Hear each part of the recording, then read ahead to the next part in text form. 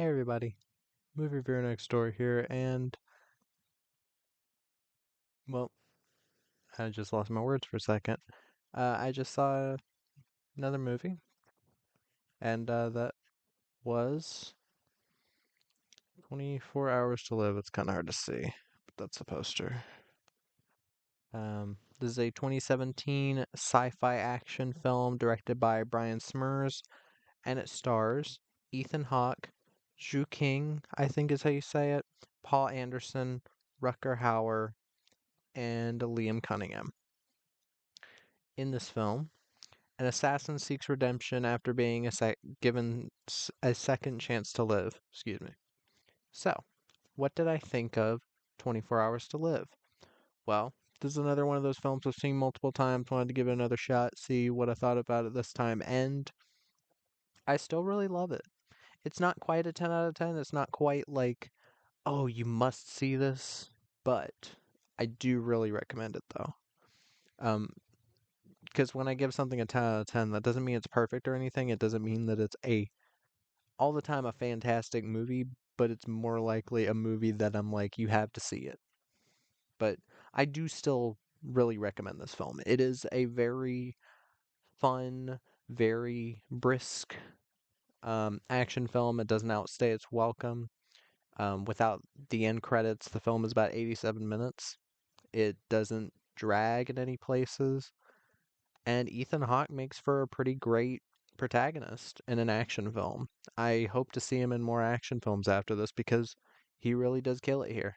Even if he is like probably in this film he's probably in his late 40s and but still he really works. But let me get to the cast. Ethan Hawke plays Travis Conrad. He's a mercenary that basically dies and then is brought back to life by this procedure that gives him 24 hours to live. And he escapes and he's basically out to save this woman that he was originally supposed to kill. Ethan Hawke, I do think, does a really good job here. He sells the action scenes. He's the right look for an action hero. He is. Um, and he sells the gunfights and all that. He sells being a badass, and he also does the emotional side without it feeling like it goes too far one side or the other. Shu King plays Lynn Bissett. She's an Interpol agent that's like trying to get this guy who worked for the same company that Ethan Hawke did, or his character did at one point, because he has a deposition to make about illegal stuff that they've been doing. Um, I've never seen this actress before. Excuse me. Apparently, she was in Looper. I don't remember anything much about Looper, but she was good actually. I didn't mind her. Um, I also found it interesting. They try to have like a chemistry between her and Ethan Hawke. They don't shove it in. It doesn't feel shoved in, but I'm kind of glad they picked two actors that are similar ages, and it really works here because you can see that they end up respecting each other by the end of the film, and it really, I think that works, and she also does good in her action scenes. Paul Anderson plays Jim Morrow, basically a former a colleague of Travis's, who kind of goes behind his back and fucks up a few things. I won't give too much away because I'm gonna do this as a non-spoiler review. Um, Paul Anderson is an actor I've seen in multiple films. He was in the second Sherlock Holmes film. He was in Hostels with, um, I think it was Christian Bale. Yeah, which I saw in the theater with my grandpa. That's a good movie. Um, Passion with Rachel McAdams and Noomi Pace, and I'll have to watch it again. I don't remember being huge on it. But this is an actor I've seen in many films, and I think he works well here as kind of the villain of the film, even though there's not really a true villain here. But he does work. I do find him pretty menacing. Um, hmm, excuse me. Um, Rutger Hauer. plays Frank, father-in-law of Travis's. It's always nice to see Rucker Hauer in films like this. He actually gets some stuff to do, even though he has only a couple. Um, but I do really um enjoy him here. And Liam Cunningham plays Wetzler. He's basically the owner of Red whatever Red Brimstone or something. I forget what it's called. But he works for that type of role, even though he has maybe about 3 scenes. But still, I like Liam Cunningham. But here's the thing: this director, Brian Smers, he's directed one other time. He did a film called Hero Wanted with Cuba Gooding Jr., Ray Liotta, Norman Reedus, Kim Coates, Tommy Flanagan, Gene Smart, a packed fucking cast, which I have seen. I wasn't personally a big fan of it. I know it's considered kind of an underrated action film. I, I don't know, something about you're leading an action movie doesn't really work for me because I think he works a lot better when he has a bit of humor or like when he's in a comedy or a drama, I think he works better. In action films, I think he takes it way too seriously every time. Like with Absolute Deception, which it was okay, it was watchable. It had some really dog shit effects, but it was watchable. And I guess the best one I've seen him in so far is Hit List with him and Cole Hauser. Cole Hauser was the main character, he was the villain, which I don't think he did a bad job as the villain in that. I think that's probably his best acting in any of those action films that he's done. Maybe I'll take more a look at more of them, but um I just don't love him in that type of stuff. But yeah, this director he's a stuntman turned um director. He did stunt Jurassic Park, Men in Black, Back to the Future 3, Minority Report, Unbreakable, Batman Returns, shit ton. He's still working in stunts today, but he got to direct a couple times, and I think he really knocked it out of the park here. Now, again, this is another film from Thunder Road Productions, which is most widely known for releasing the John Wick films. So, of course, you're going to get the people that are like, oh, it's DTV John Wick, it's Ethan Hawke's John Wick. Shut up. I'm not going to repeat myself. Just because a movie is action and it comes from the same company as John Wick does not mean it's John Wick. Also, I didn't know that John Wick came out before Commando.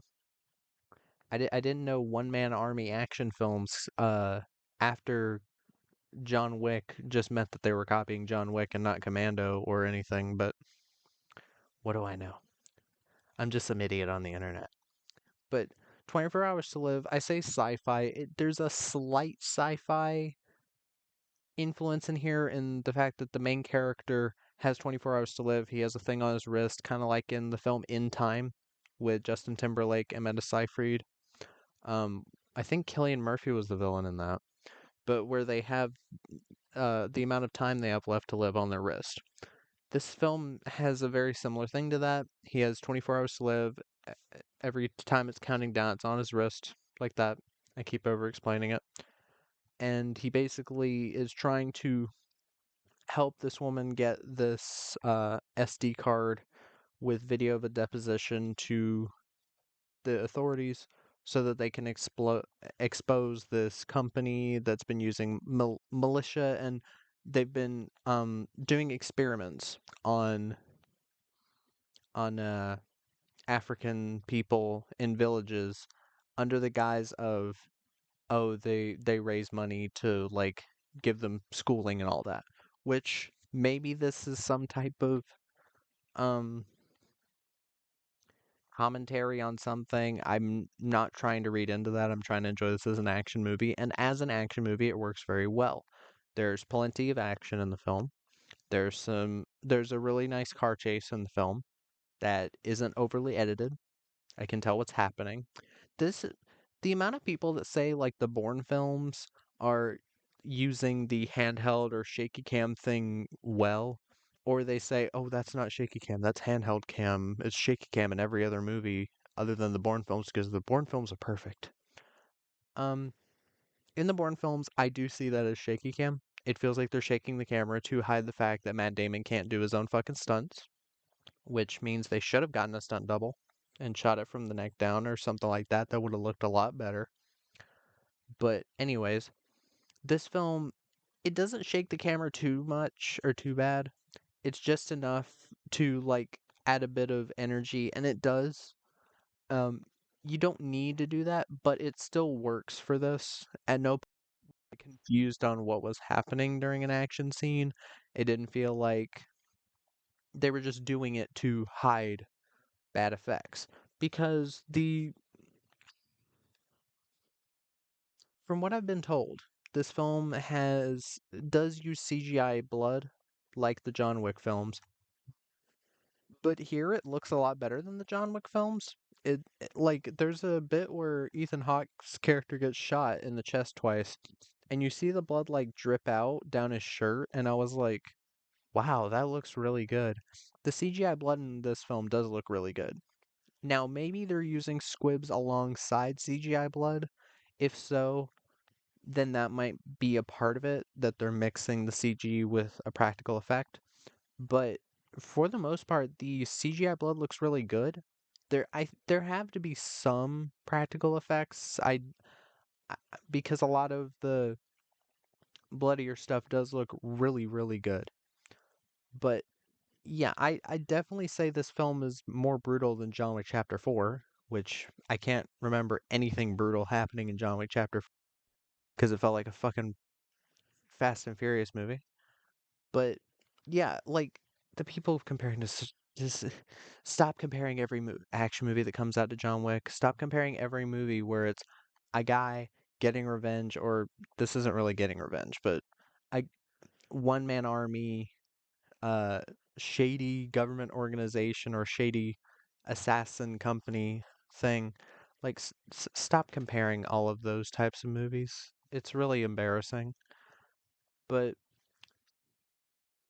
trying to think what else to say about this movie. Because again, it's not like it's an overly complicated movie. It's not as complicated as say Inception, which I just watched. But um,